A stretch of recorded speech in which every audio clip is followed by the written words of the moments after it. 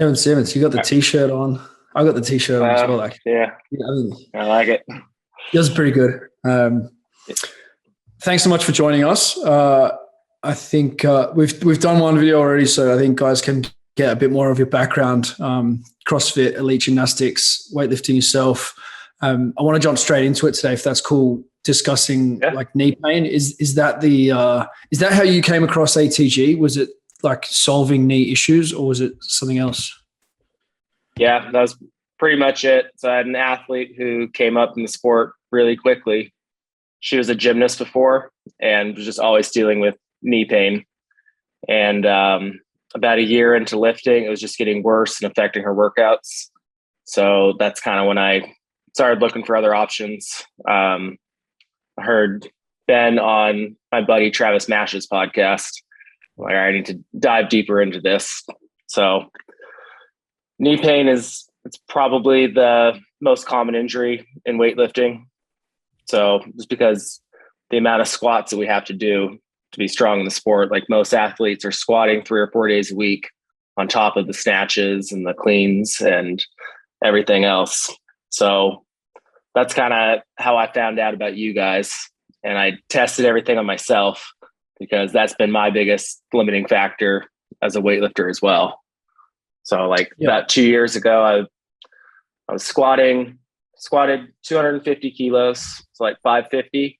But then I found myself walking down the stairs sideways, one step at a time. I'm like, what am I doing?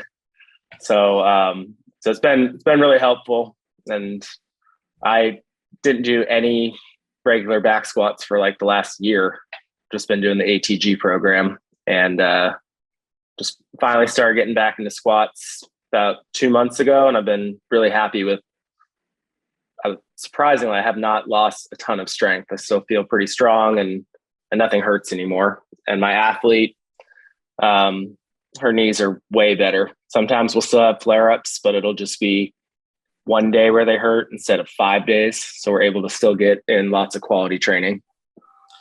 Yeah. I mean, at some point it's always going to hurt again, right? Like there is some level of volume or intensity that it's just going to be too much for the tissues. The game is to have tools to push that point further along so that you can train with more volume, more consistency, more intensity.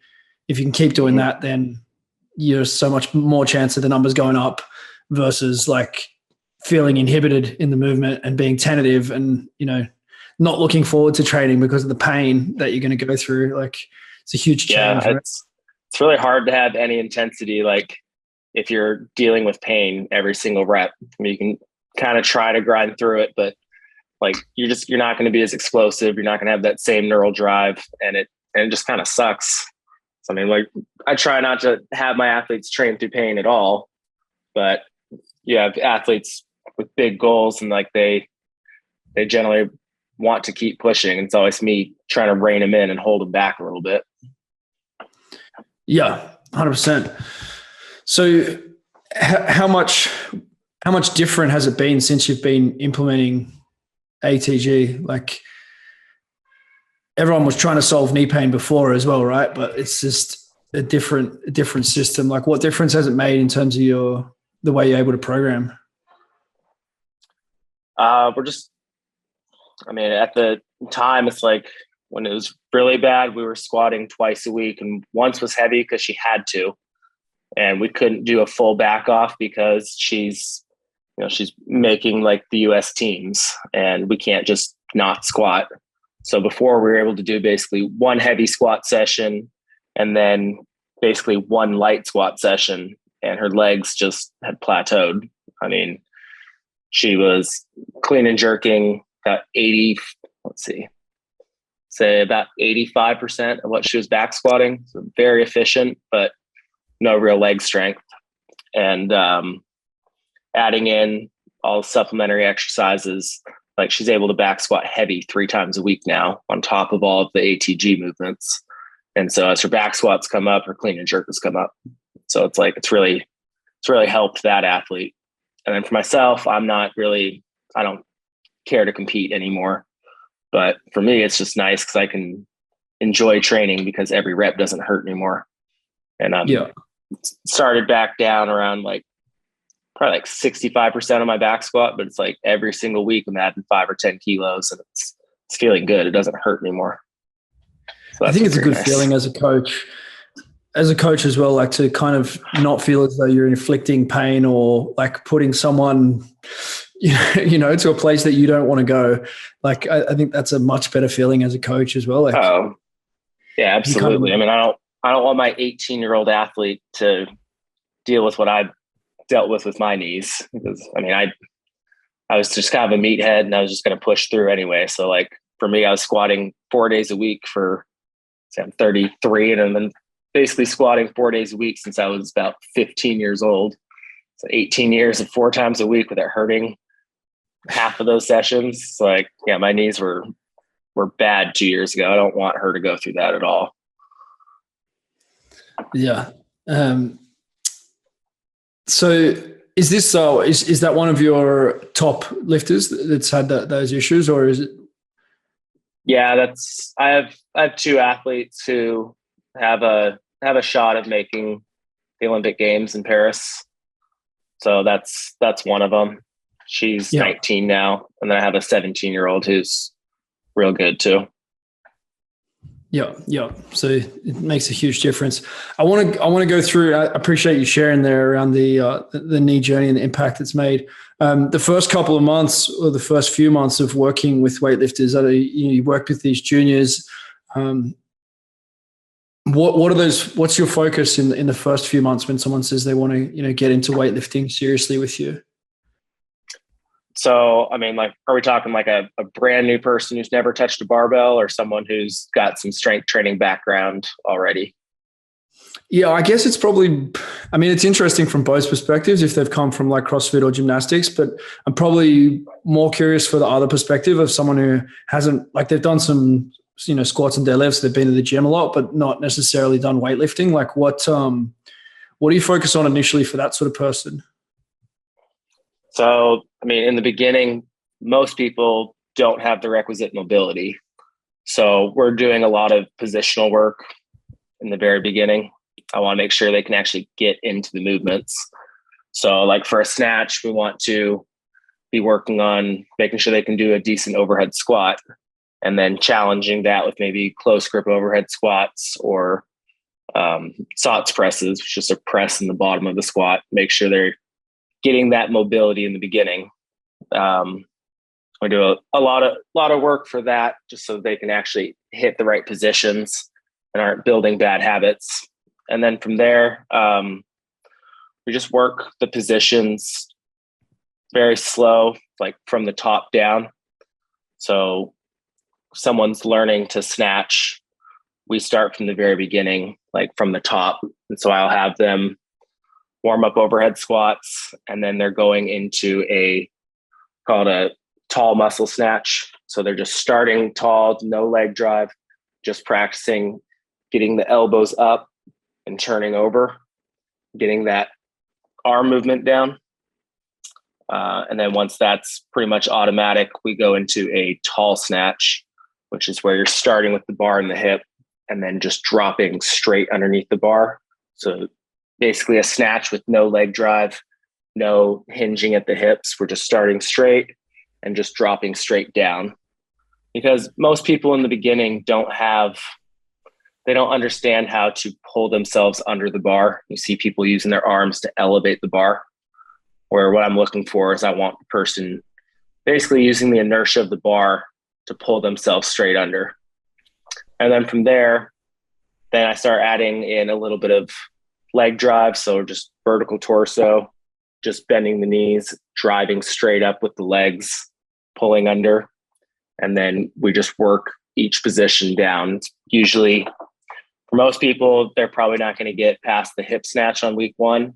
Week 2, we do the hip snatch and start learning to take the bar from right below the knee. Week of that, next week, we start taking it down a couple inches. So it's like they probably won't do a full snatch until week 3, usually, maybe week 4. But what I'm looking for in the beginning is I want all those positions to become automatic.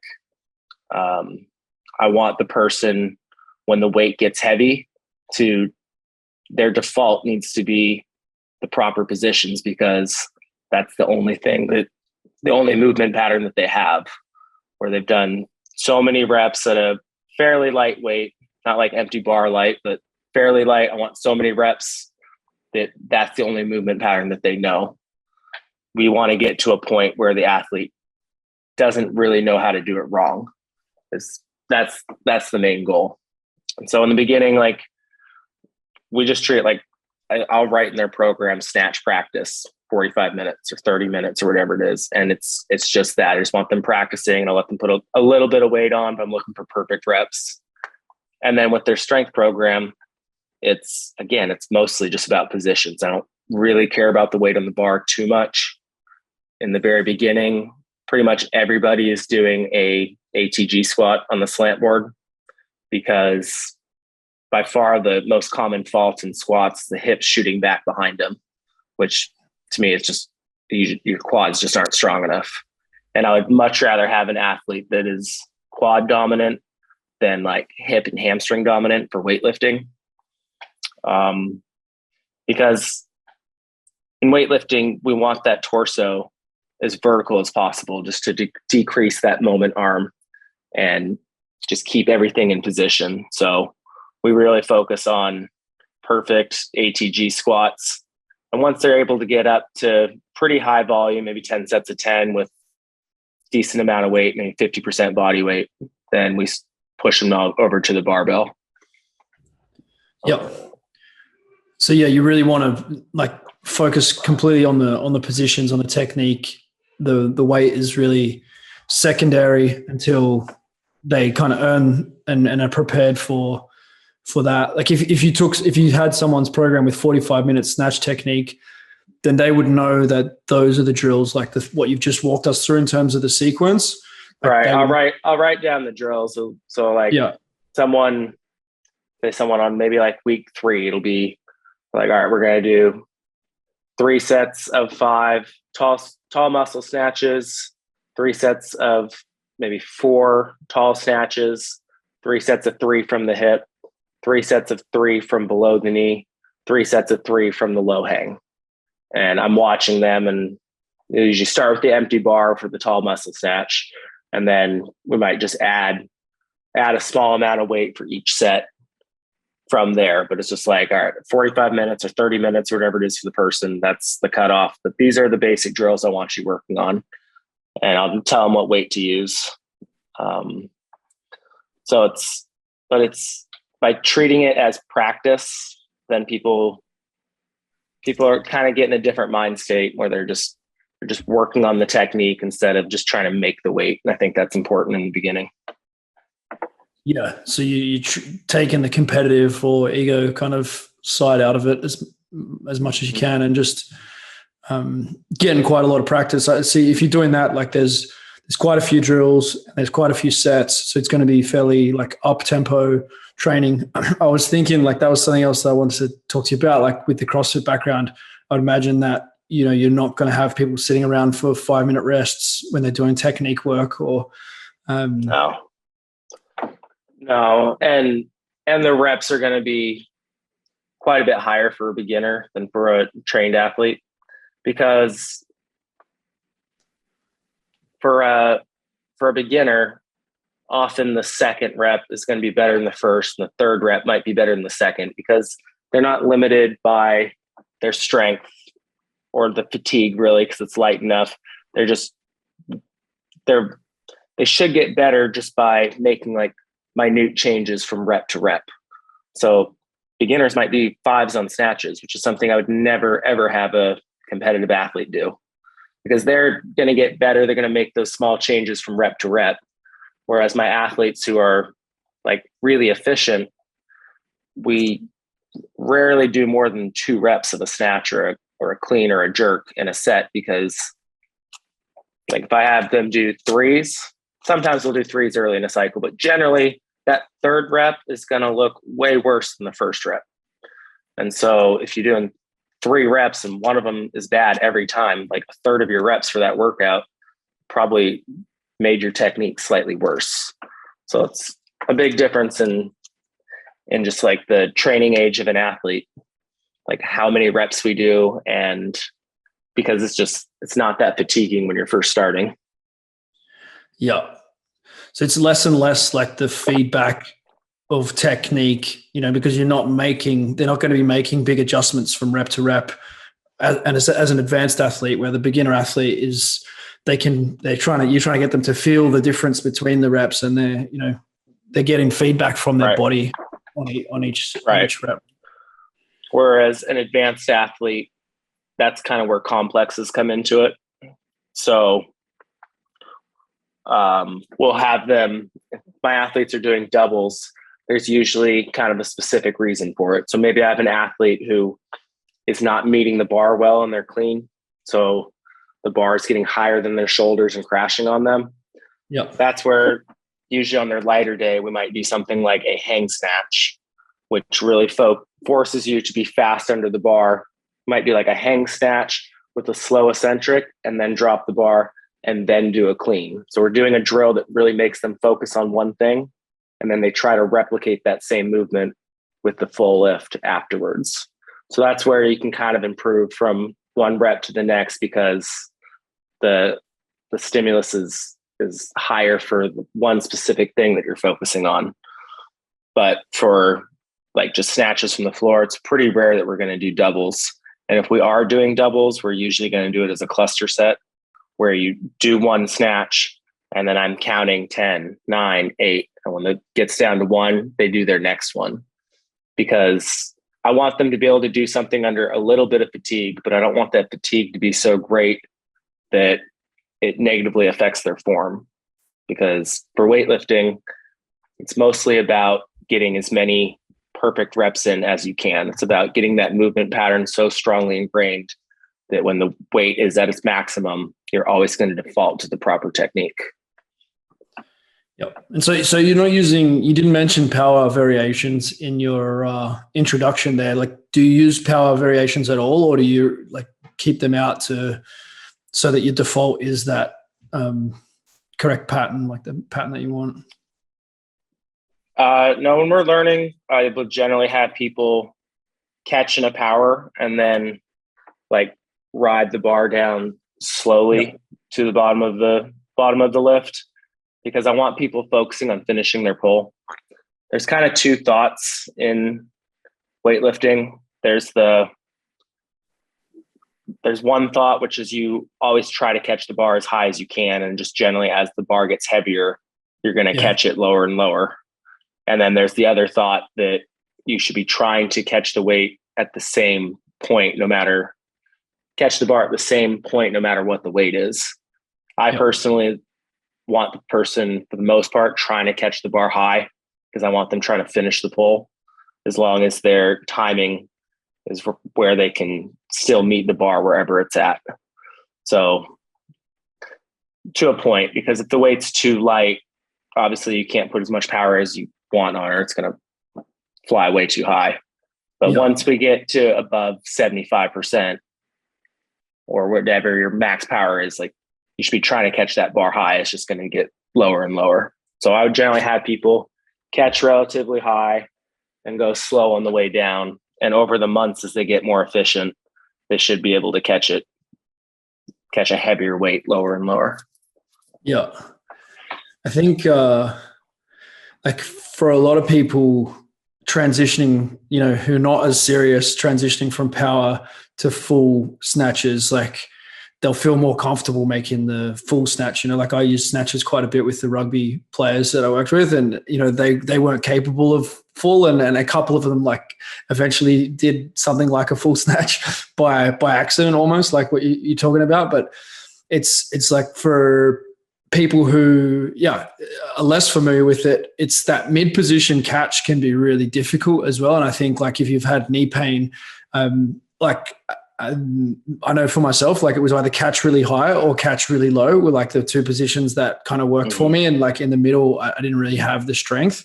But I think it's great if you are training that way, and if you're, then you're kind of forcing yourself to be able to like receive the weight quickly in every position. Like I think that's a healthier base to have. I mean, a lot of people are just not strong in the middle of that range on their squats.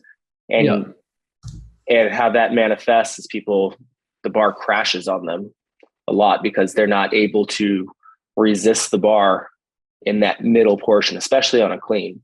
It's like it's either a high power or it's a rock bottom clean.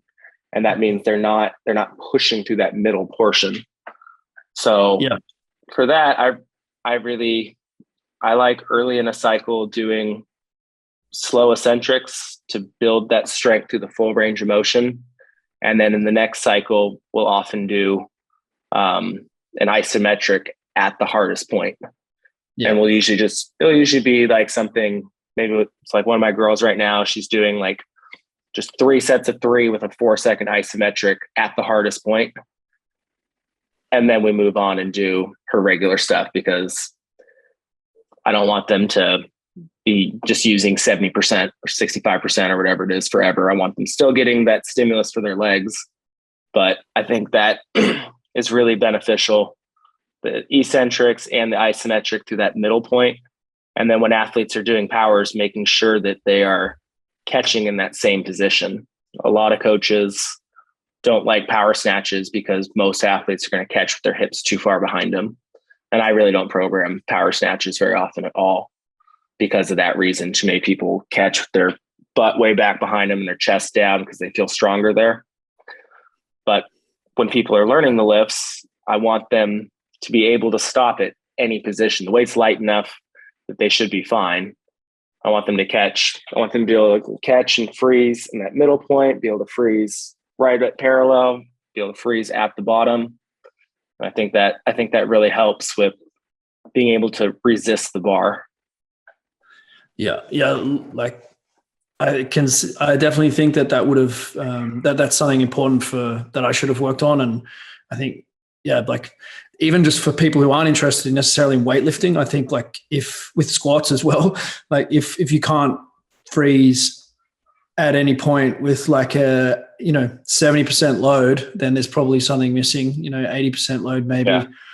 I think that was a huge thing that Charles Poliquin was an advocate for. The 10-second eccentric in an early phase of periodization, 10-second eccentric singles, so that every part of the range had some strength.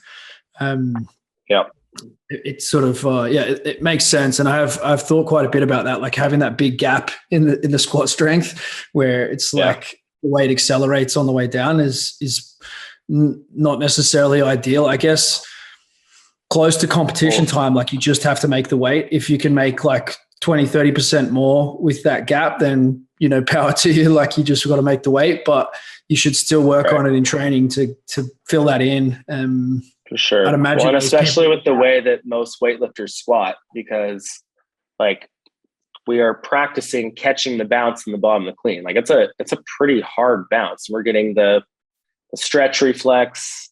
We're getting the bounce of the hamstrings off the calves, and also the actual oscillation of the bar.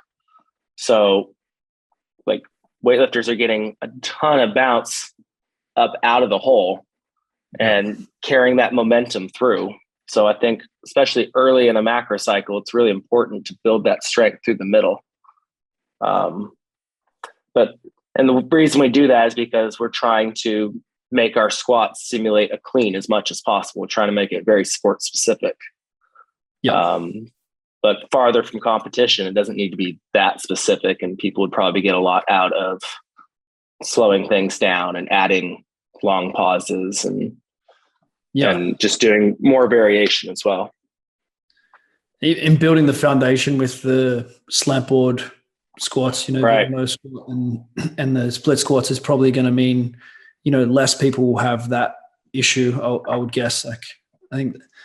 Yeah, I think so too. Yeah, I know that when I started back squatting and front squatting again, I could see that my torso was a lot more upright just because my quads were finally stronger. My VMOs are getting stronger. Like I'm an athlete where all the mass in my legs is up high and there's nothing really around the knee. So actually targeting those VMOs, like can actually stay a bit more upright. And I feel like I am stronger through that middle range too. Yeah. Yeah, I'm having all the same sensations, just with much smaller weights and much, less competitive history. But I feel like we've got some similarities other than the weight on the bar. Are you planning to, do more snatches and clean and jerks? Like, I know you're saying you don't want to compete again, but like, do you see yourself getting some numbers on those again? Or Yeah, maybe. Right now I'm just trying to get strong. Kind of, I just want to add a bit of mass up top and just get strong right now. But if I'm able to keep squatting and knees still feel good, I probably will snatch and clean and jerk again. It's my favorite thing to do, really. The good thing for me is I've done it for long enough that those movement patterns are pretty much set. So before I took this break, I would do other things, and then I would do snatch and clean and jerk generally for like 12 weeks every year. And every year I've been able to PR by a couple kilos. Like last time I actually was doing triathlons. I came from triathlons back to weightlifting, and that one was 14 weeks, and I hit all time snatch and clean and jerk PRs. So now that I'm healthy, I feel like I could probably do that again. That's crazy. So you hit better numbers since your competitive CrossFit days. You've hit bigger numbers without doing anything like that kind of training. Yeah, I mean, you specialize in weightlifting after CrossFit? I've honestly never really competed in weightlifting too much, just because I'm coaching, and so if I have 15 athletes during a weekend that I'm coaching, the last thing I want to do is compete myself. It's just you're just on your feet all day, and your adrenaline is spiking for every lifter for each lift. I care about their lifts about as much as they do. And by the end of the weekend, I'm just exhausted. The thought of trying to compete myself, I just don't really have a desire, honestly. Yeah. I'm just to the point in my career where I like working out because it's the best 2 hours of my day. I just enjoy it, but I care a lot more about my athletes' endeavors than my own. I'm happy with my career. I don't have anything to prove anymore. I'm just working out for fun. And if the mood strikes me to get back and snatch and clean and jerk, I probably will, but it's not like that competitive fire like it was at one time. Makes sense. What are your best numbers? I've snatched 137 and clean and jerk 170. So it's 300 snatch and a 375-ish clean and jerk. Yeah. Some serious numbers. And 250 back squat or? Yeah, 250 back squat, 275 deadlift, 178 bench press. Do you enjoy bench press? I guess the gymnastics background would have taught you a bit more, or made you maybe love the upper body strength work more than the average CrossFitter maybe? Yeah, probably. I'm still kind of just a meathead at heart. I still upper body day is still my favorite. I like going and just getting that pump and going big. Yeah, we used to do. I mean, obviously in gymnastics, a lot of upper body work. So we did when I was a kid. We had a period of a year where we would do a dip contest at the end of every night of practice, 5 days a week. Who could do the most dips? And I think I got up to a set of 107 dips when I was 14.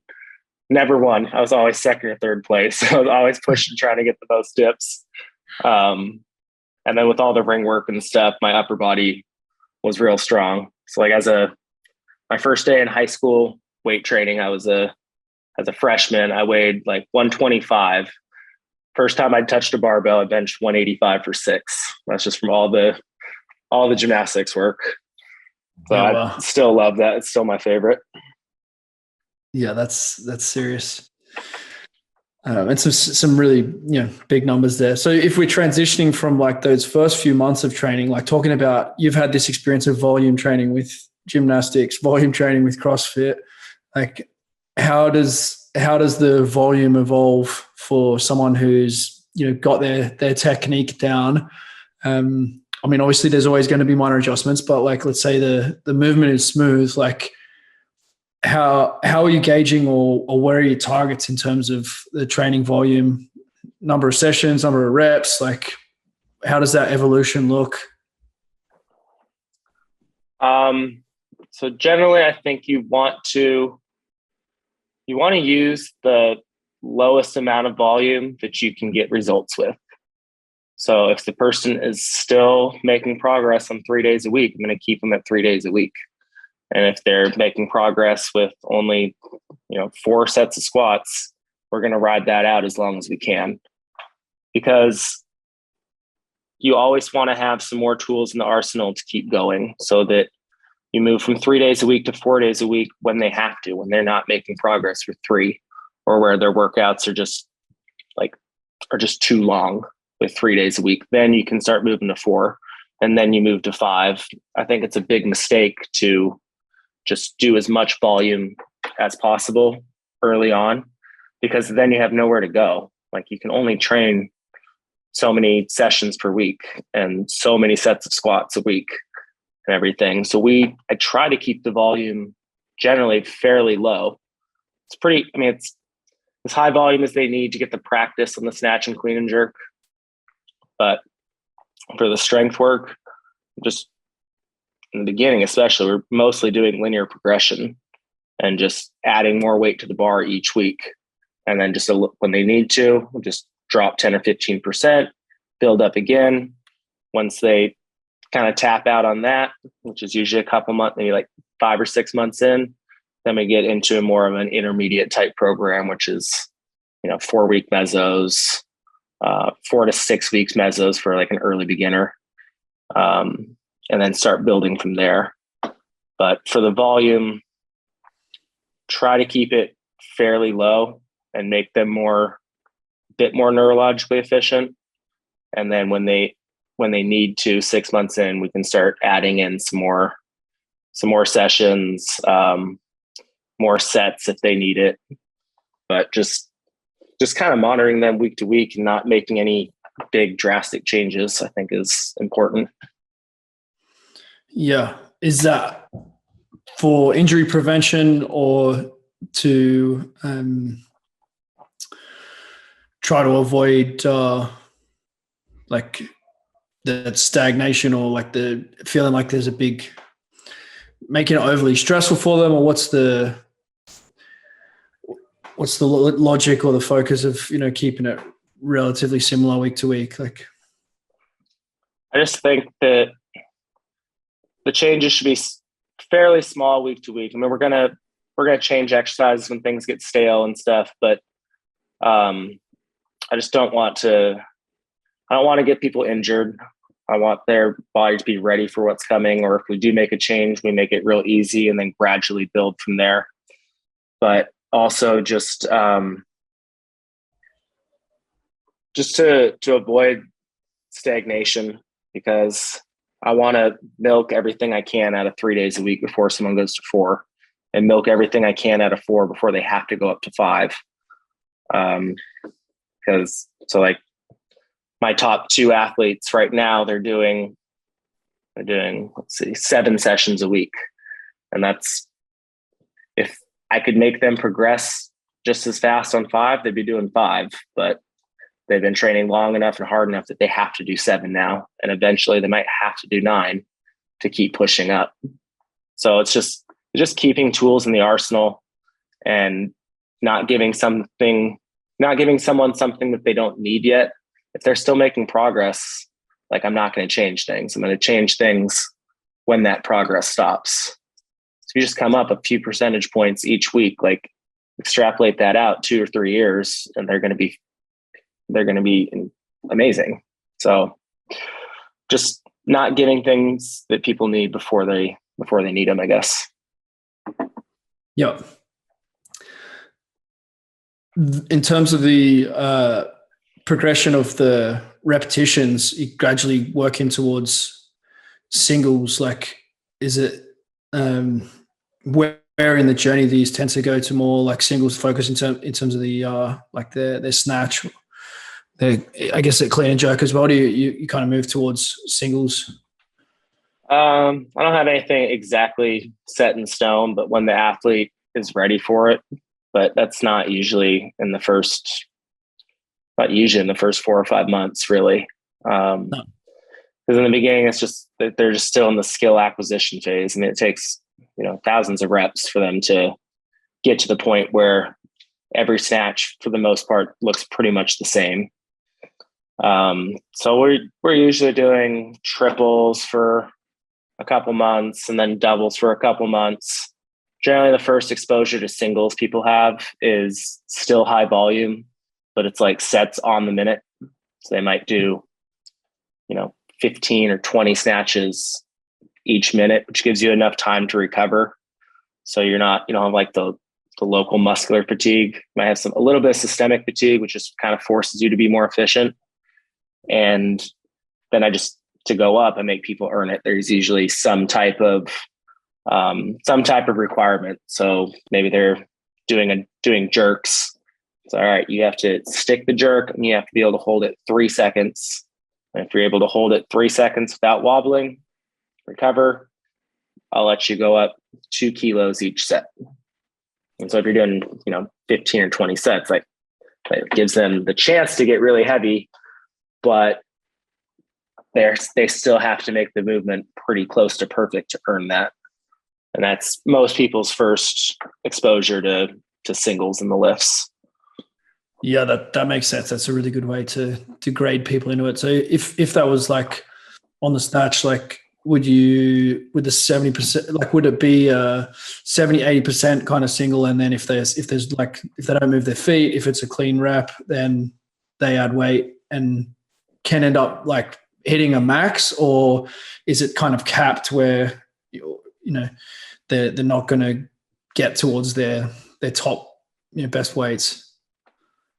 In the beginning, I don't know. I guess it just kind of depends on how it's looking. Like, if it's looking fast and sharp and looks like a snatch, and they're able to stick it, not take steps, and it still looks good, I'll let them push. I'll let them keep pushing.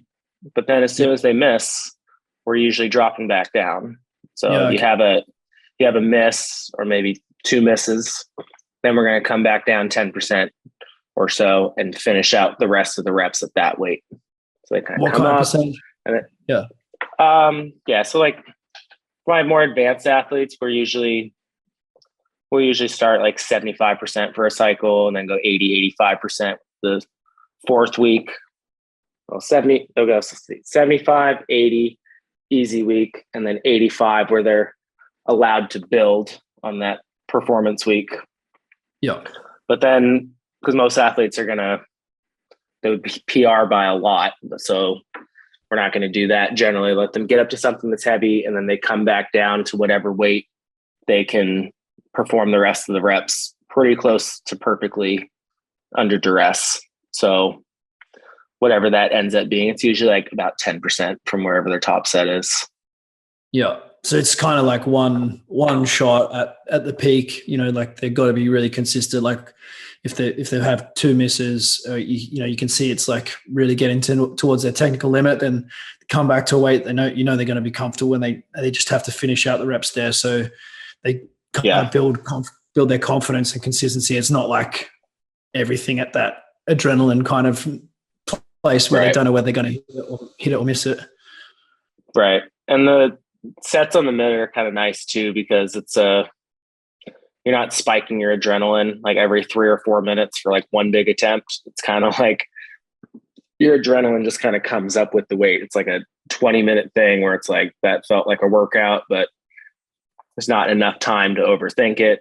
Like, I love singles on the minute. That's my favorite way to do singles in my CrossFit background, but it works really well. Like when I've PR'd my snatch before, it's been like the 15th rep on the minute.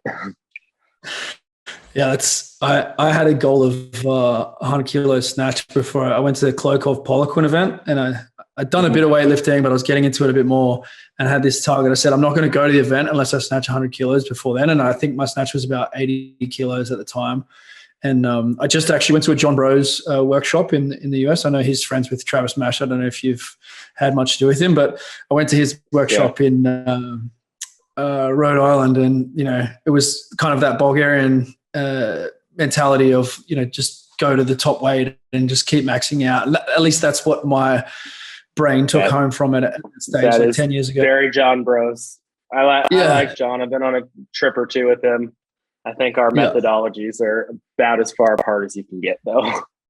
So like I was doing that for a while, and it's like every training session was a war, like I was like just missing weight over and over again. And he talks about like making a snatch on the 45th attempt and whatever.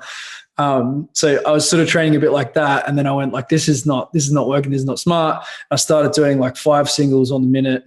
And that was kind of my thing of like, if I can get it 5 times in a row, then I can go up in weight. And if I don't, then I have to, do that again. And that's when I actually got there. And the day that I hit the 100, I did 87.5 for singles on the minute. And then I ramped up in weight after that, like sort of similar to what you were talking about. So my experience is kind of similar to what you're talking about there. I love because I think the big thing with that was like consistency for me. So it sounds like you're the same, like you're not wanting to have athletes like hitting and missing and being erratic. Like you're really training that consistency. Not so much.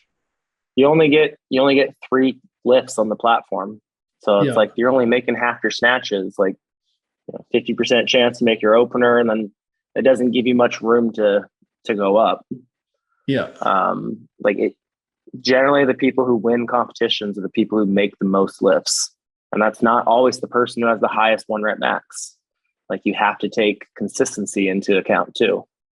Plus longevity. I mean, like maxing out that often, it's hard on your body. It's hard enough lifting an average of 80% through a training cycle. If your average is in the 90%, like so technique degrades and the weight's just heavier. It's just like, it's not the way that I think is smart to train all the time. But I will say the way that John trains is closer to our competition prep. So not maxing out all the time, but twice a week, because they're taking it to about the heaviest thing they can perform for the day. And they might have a few more misses in there, but that's because I'm intentionally trying to beat them up. Like I want them to feel systemically, I want them to feel kind of like crap about 10 days out from a competition. They should feel pretty bad by that point, because if I know my athletes right and I can time it correctly, I get them feeling absolutely horrible about 10 days out, and then we deload, they super compensate and they should be ready to hit all-time PRs for the meet. And you've got a pretty good idea of the numbers that they're going to hit, I guess, as well, based on if you've put them through that in that, before the 10-day period. Like that gives you a good idea of what numbers to aim for as well, I guess. Yeah, for sure. I mean, like that's generally with their programs, I change it up a little bit each cycle, make minute changes. With their competition prep, those last 3 weeks, I use the program that's worked the best for them, the program where they've gone 6 for 6 and hit PRs on both lifts, and we copy that program over. They're going to do the exact same 3 weeks every time they compete generally. Yeah. That based on what they hit. Yeah, based on what they hit in that prep cycle, I have a pretty good idea of what they're capable of on the platform. Yeah. Yeah. Do you have kind of predictors all the way through of like looking for correlations between, well, they were back squatting this at this time and now they're back squatting that? And like, are you tracking, I guess some people in weightlifting, the Russian kind of mentality is like deeply analyzing every number and the ratios between everything. I mean,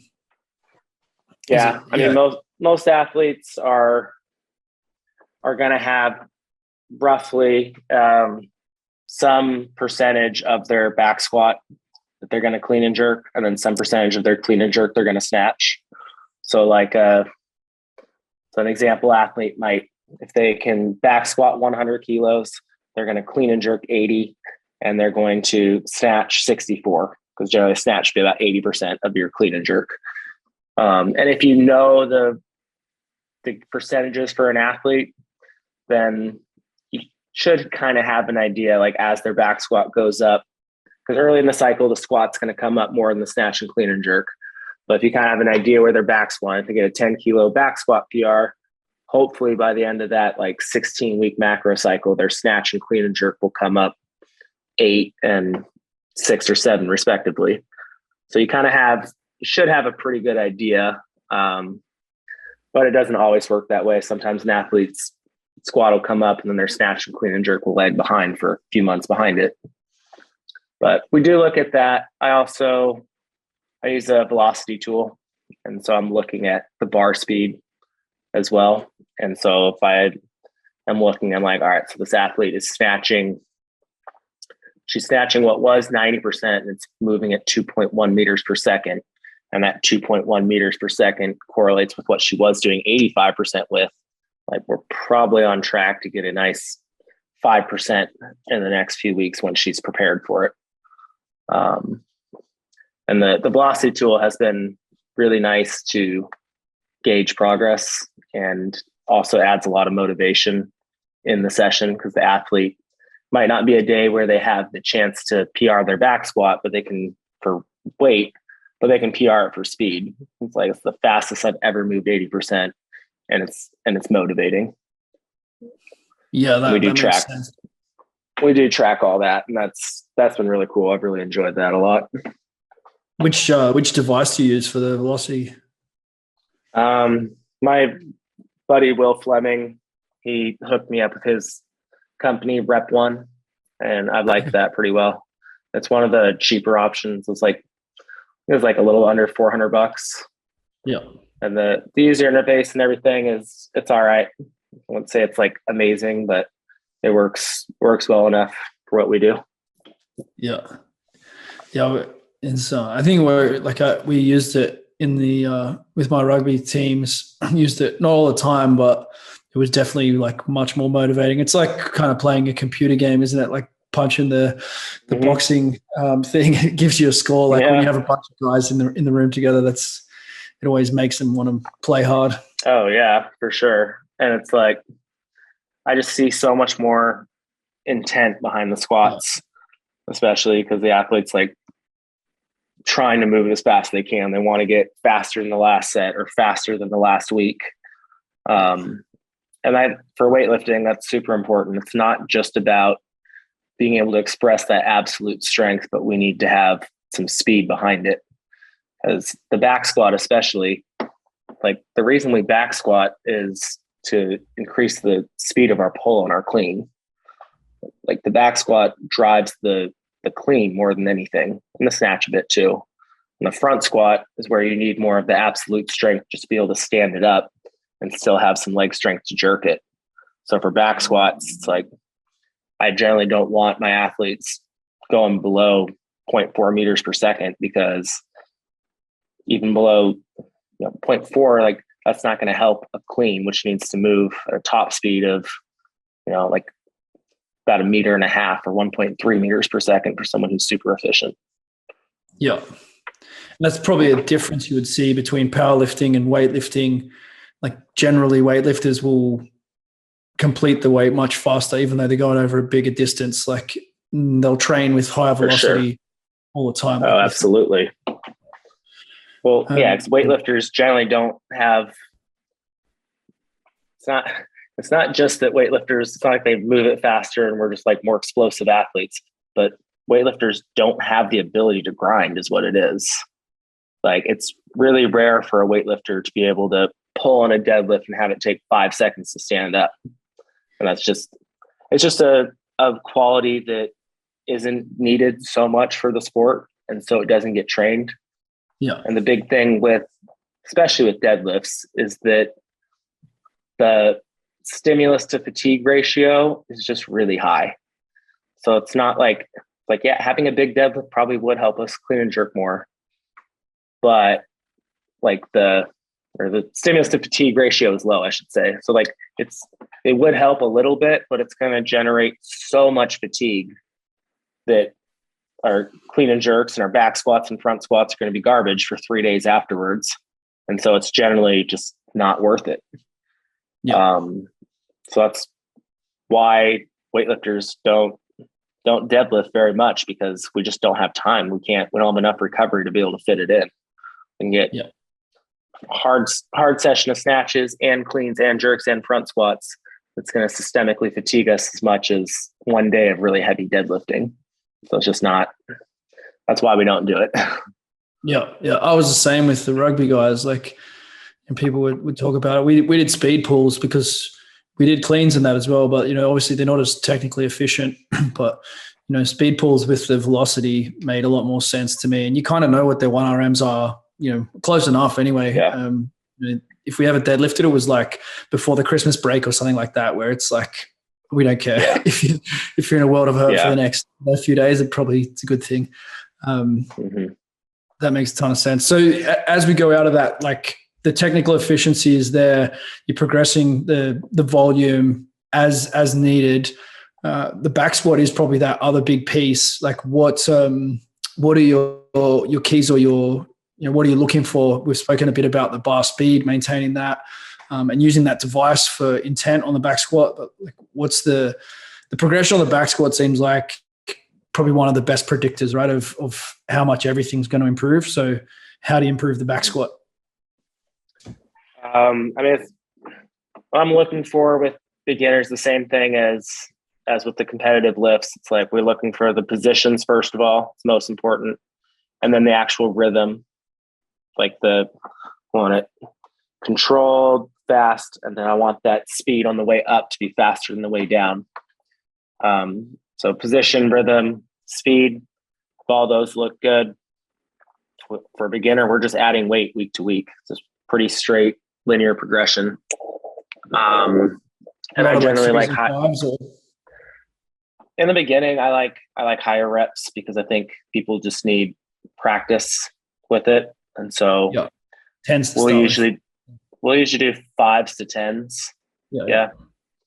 5 to 10 in the beginning. And if they make 10 and it feels good, they can go up the next set. If they make 10, it goes good, they can go up the next set. And we just kind of inchworm it up. So 5s to 10s for a couple months. And then we'll usually get into 5s because 10s can just be really fatiguing. Generally like 10s and then 5s. And we'll try to get as much as we can out of them with 5s, 3 to 5 sets of 5. And I don't know, probably on average, maybe like 6 to 9 months in, people might be ready to start doing 3s. But lifting a heavy triple is a skill, in the way that like lifting 10s isn't quite as much.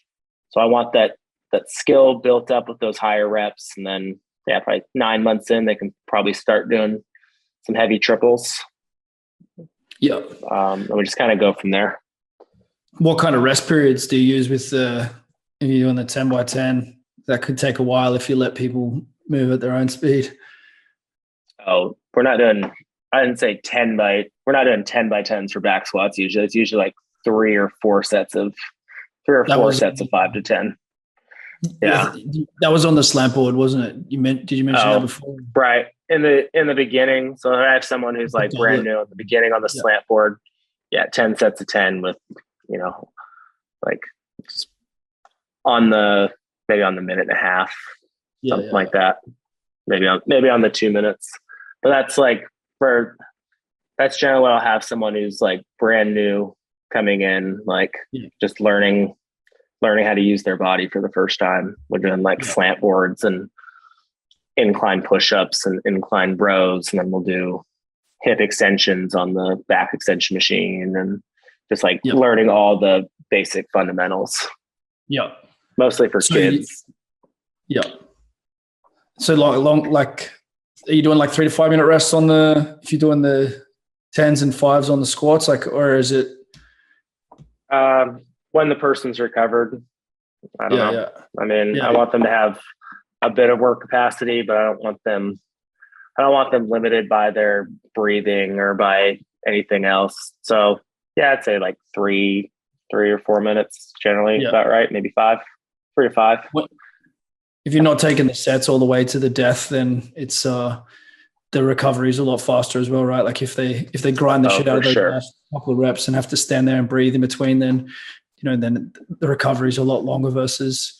Are you letting them stand there for long in between reps, or are you kind of like making it a strict? I mean, we'll usually stop the set when they get to the point where like the positions are getting hard to hold, or they feel like they have to stop the set. Generally, we just stop there because it kind of goes back to that stimulus to fatigue ratio.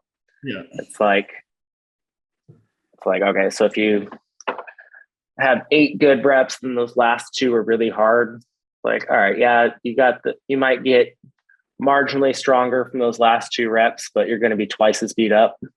And I would prefer to just stop at 8, and then maybe we get a few more reps and like an additional set if it doesn't feel like enough work, and that's something that the velocity tool has really shown me, because there's often a very like precipitous drop off. You have the person going like 0.48, 0.447, 0.45, and then all of a sudden their last 2 are like in the 0.3s, and it's like, why did we need to do those 0.3s? It's like the bar speed's slow, there's not much power output. We could have just stopped, added another set to get those last 2 reps from the other 4 sets, so we can just do another set of 8 that are all still high quality. And that makes a lot of sense to me. Yeah, and it comes down to the practicing the skill too. Like when you're under that max weight, like you want your body to revert to the proper form and not cave in or whatever it is, just because when it's under a lot of duress, has been under duress in the past, that's what it's gone to. It's like, I just want lots of perfect reps, and I want something that you can move fast, that's not going to produce a whole ton of fatigue for no reason. And then you don't have to rest quite as long between sets either. I think it's such an important message. I think, there's so much stuff out there of like, you have to train insane or remain the same kind of, these kind of slogans of just work hard, but it's about progress, as you say. So I love that. Yeah, I love that message. Yeah. The bar's going slow, and the muscles are doing less work, right? Like that's why it goes slow, because something's they're not producing nearly as much power. And for a sport that's all about power, like it just doesn't make sense. Like there are other movements that you can push it as hard as you want. Like, if you want to push to that complete fatigue on a sled, absolutely go for it, because it's not going to generate nearly as much systemic fatigue, even though you feel exhausted while you're doing it. So go crazy. But for a back squat or something, just increased risk of injury. You're not getting the type of adaptation that you want, and it's too fatiguing. We have other stuff that I want you to be able to put more effort into.